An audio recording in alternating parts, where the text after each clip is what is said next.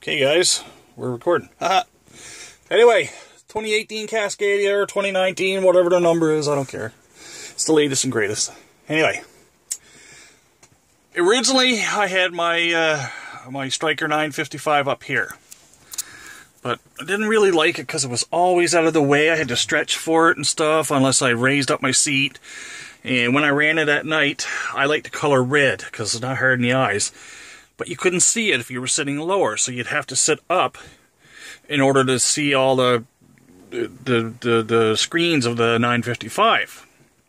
Plus, you'd have to take apart all this stuff to run a coax all the way across, down to the pillar, and then out. Same thing with your power supply, too. Only thing is, I ran it initially across the other side down to the firewall. Or, not the firewall, but the fuse box. Now, what I did now, I should have got the power turned off. Anyway, what I got done now, this, I did not bolt it because it's a company truck.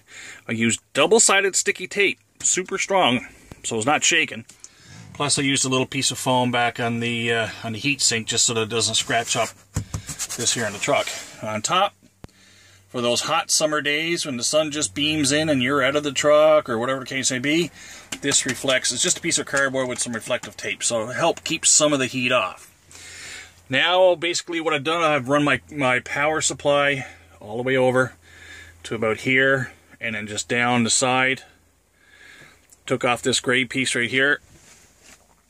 This whole unit here comes off as one big piece. And I just ran my coax, or not my coax, but my power and my ground direct to the firewall power itself, the power and the ground.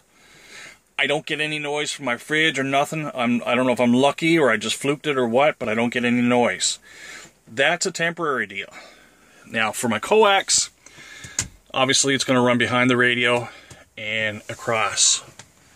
Now what I did to kind of pretty it up a little bit, you can see this here. That's just like a gray foam insulator for like home water piping and all that sort of stuff. So I just use that for the power to go out this way in the ground and my coax stuff come out this way. Anyway, getting to the coax itself, you got to open the door just as such. This rubber piece here, you just pull it off. It's not glued in place or nothing like that. Pull it off down to about, I don't know, to about there, I guess, maybe a little bit more. Whatever you feel you need to work with. My coax now, right across the dash, and right about here somewhere, in behind this foam, on the A pillar, behind this plastic, which you got to take off. You got to take this plastic piece off as well. But behind, right about here somewhere, there's a little hole. Where's my hand? There's a little hole in there somewhere in which you can route something firm but not flimsy, such as, you know, kind of like the firm wire type. This is what I use just to extend my horn thing. Anyway, something like that, and that will go out to the firewall. Now, there is a space in between here and here. Just an empty space that doesn't lead down anywhere. It's just like, just empty. But, yeah, so you got to kind of fish it out. So what we did, let's get outside here. What we did is we took off this piece right here. This entire piece. 4 bolts go here, another 2 here, as you can see. Now, there's a hole right about here in the firewall. It has its own little rubber grommet. It's big enough to get your PL259 through. So anyway, I took off this entire unit, which is where the signal light is. Took off this entire unit, brought my coax through this way. Ran my coax as long as I needed, up to about here. I wanted to go down here, but it was a bit tight to pinch off and stuff. So I decided just to stay up here. So there's plenty of room. And this is only kind of a temporary gig because I'm going to end up rerouting it again anyway. Basically the same area, but shorten it up some to hide some more coax. Just too much coax out here. Anyway, now this is what we end up with. Comes out here, It hides it. Got to put another ground wire on down here somewhere. Probably put 2 more on, shorter than what I got. But anyway, you see where it comes out from. And be careful, because you don't want to pinch it in here anywhere at all, or up top. Because if you pinch it, I mean, even coming up through here, you have to route it out through there somewhere like that. But I don't know, I'll still play with that some more. But just be careful with this door hinge that you don't pinch or kink or ruin your coax in any way, shape, or form. But anyway, that's that. Now, the latest and greatest style of Cascadia has this mount. Similar to the original, to the previous model, but it's a little bit different. There was another version for the earlier Cascadia of this. Then there's the Wilson style that everybody's familiar with that has the big piece out. But anyway, this is one I got from Walcott. It was supposed to come with the spacers and bolts, but it did not. So I jerry-rigged up my own, and all stainless steel, so nothing rusts. But now it's going to get full of water and stuff. Anyway, this mount here, I'm running a 7-foot skip shooter.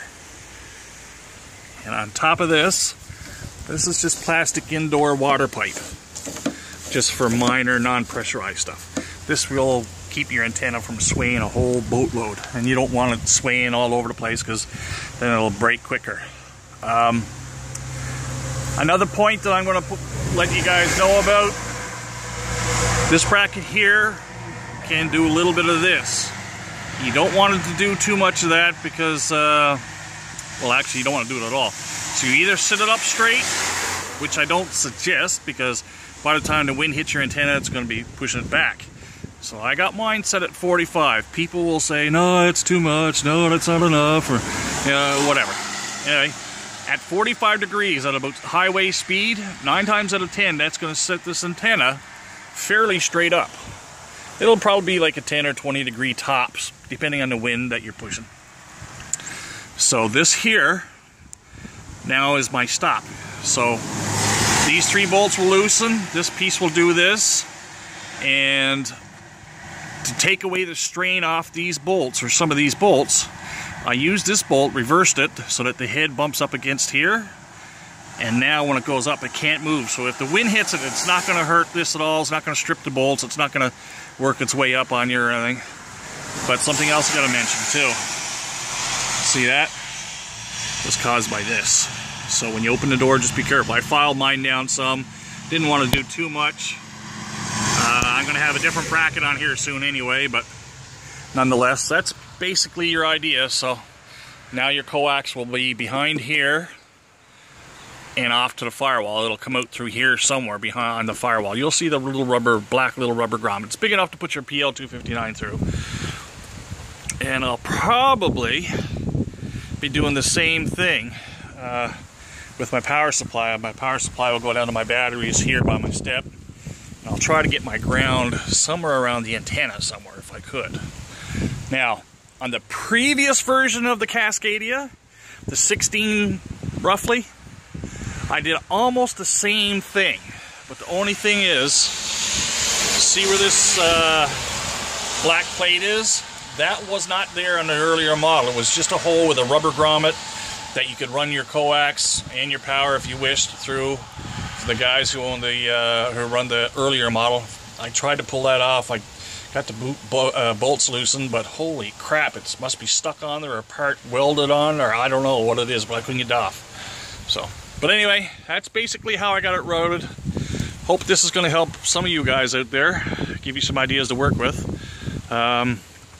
Once you get it done and get your antenna up and running and working well, just write out the check to Craig and send it off, and it'll be $1 bazillion a piece for my my guidance. Thanks guys, have a great one.